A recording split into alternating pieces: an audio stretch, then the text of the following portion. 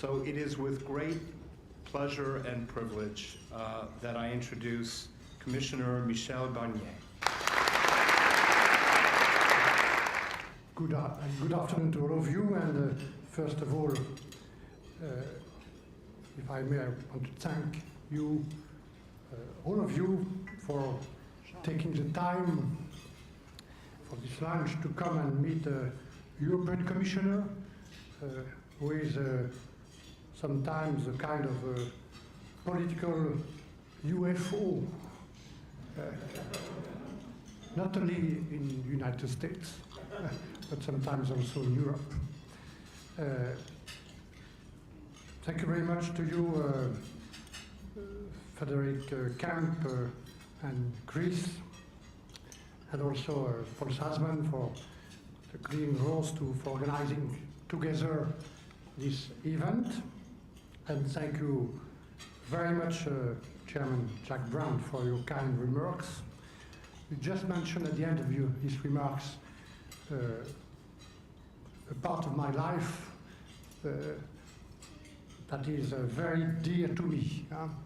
From 81 to 92, I had this unusual experience to spend 10 years of my life to organize the Winter Olympics. It's quite unusual for a politician to spend so long time with the same project and to be re-elected after. But also, to be sincere, these 10 years remains for me as a school of tenacity and the skill which is very important in my present position. Ladies and gentlemen, when the financial crisis hit a few years ago, we had no choice. We needed a global reform effort.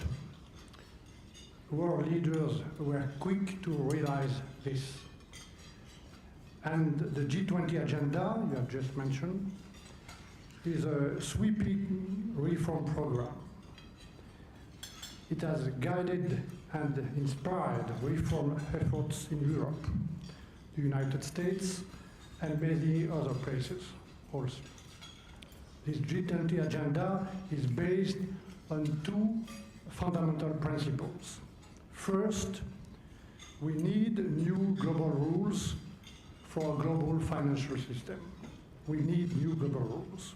Second, reforms will only work if they are implemented in a consistent way. The authorities that regulate and supervise the world of finance must coordinate their work, and they must cooperate when they enforce rules.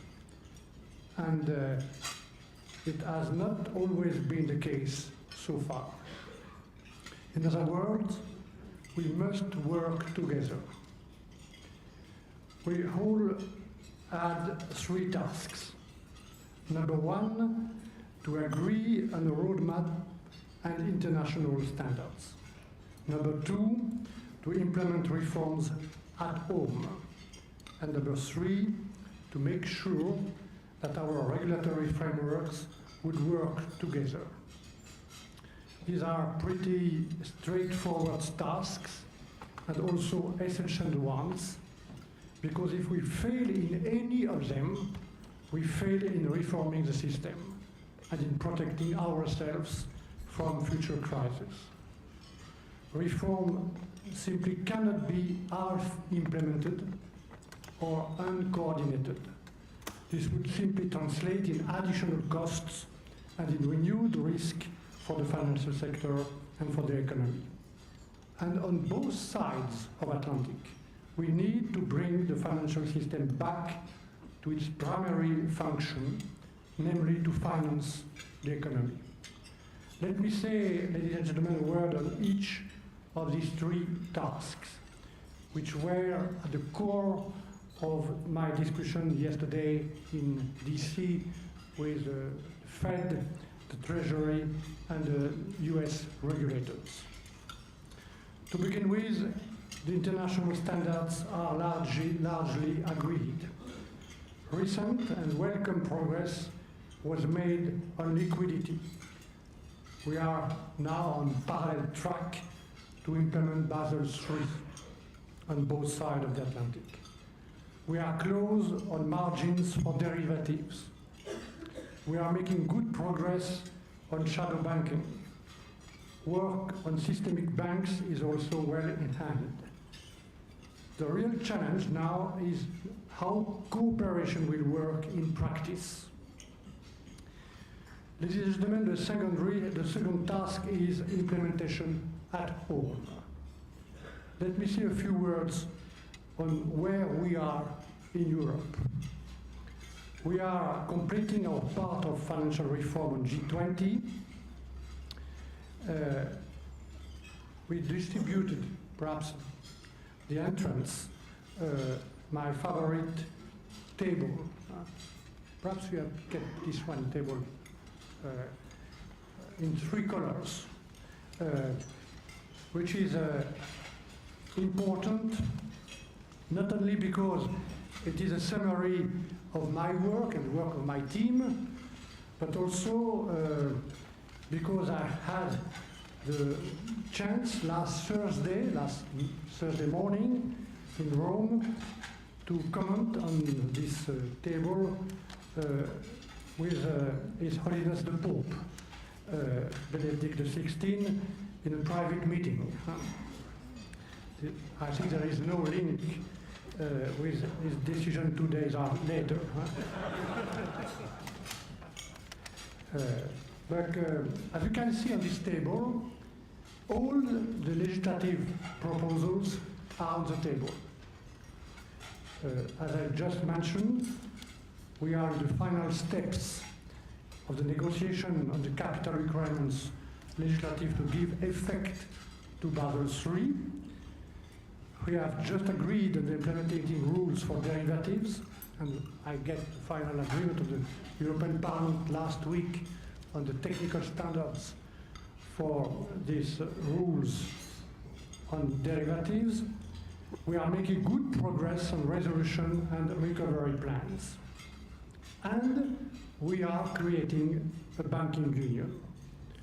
We are in the final stages of negotiation of a major reform of banking supervision. EU countries have already agreed to put the European Central Bank at the center of this new system, and we hope to conclude negotiations with the European Parliament and the Council of Ministers very soon.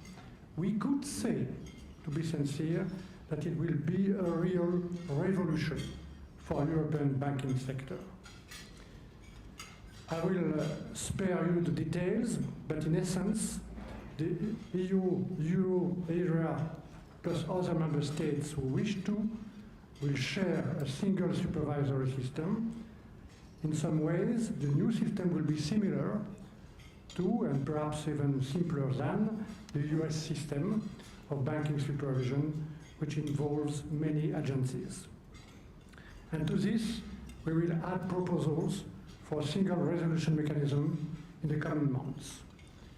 These measures, together with creative action from the ECB, the European Central Bank, and the recapitalization exercise for EU banks, strongly contribute to a more solid and more robust European banking sector. And I think you will agree with me that we have made huge progress compared to 1 year ago, when the Eurozone was associated with doom and gloom, and when a banking union with a single supervisory mechanism would have sounded unrealistic or simply unseekable. I never shared this pessimism. It was based on a fundamental misunderstanding of the European Union. The EU and the Eurozone are much more than simple economic calculations. They reflect the fundamental desire of our countries to join together. Yes, ladies and gentlemen, we still have weaknesses to address. Yes, we still have margin of progress, but I am convinced we are better equipped to address them. An integrated supervision, new fiscal rules, common backstops. And because we are here in New York, let me also say a few words on how I think the US is tackling implementation. The Dodd-Frank Act was adopted well over 2 years ago now. Independent regulators are facing the Herculean task of implementing it. Progress to date is impressive, even if time frames have been missed, in large part because they turn out to be too ambitious. On Basel III, I am often confronted with assertions that the US will not implement. And it did not implement Basel III, as the US did not implement Basel II. I don't agree with this. My discussion with the US regulators show that there is a clear determination on their part to fully implement Basel III. So I expect that the US will implement the agreement and will respect its G20 commitments. Entry into force may well take place in parallel with Europe, as we were both facing a complex process, which is, in my view, healthy democratic scrutiny. But in other areas, there are some challenges. Let me mention 3 of these. First, in the banking area, do we need additional measures on top of Basel III? Large international banks pose potential problems. However, I am not fully convinced by the proposed approach on foreign banking organization. It runs the risk of moving away from cooperation with international partners, a cooperation which I see as necessary. And the measures seem costly, with potential negative effect on finance and on growth. We are ready to work with the US authorities on a proportionate and cooperative approach. Second point, on derivatives, the most mobile part of the financial system. We seize the unique opportunity to agree on common international rules. Rules in the US and the EU are very, very similar, and we work lots to reach this goal. But the framework can only operate in practice if we are prepared to rely on each other. Expanding interpretation of homegrown rules to transactions that are already covered by equally solid foreign rules will only lead to legal conflicts. It will create uncertainty, increase costs, and push trade to less well-regulated players. This is precisely what we want to avoid. Third, I continue to be disappointed by the slowness of the US in moving towards internationally agreed accounting standards. I know this requires time. I know the US business community is still to be convinced, but it is essential to have common basic standards. Otherwise, we risk that our prudential standards will have different effects.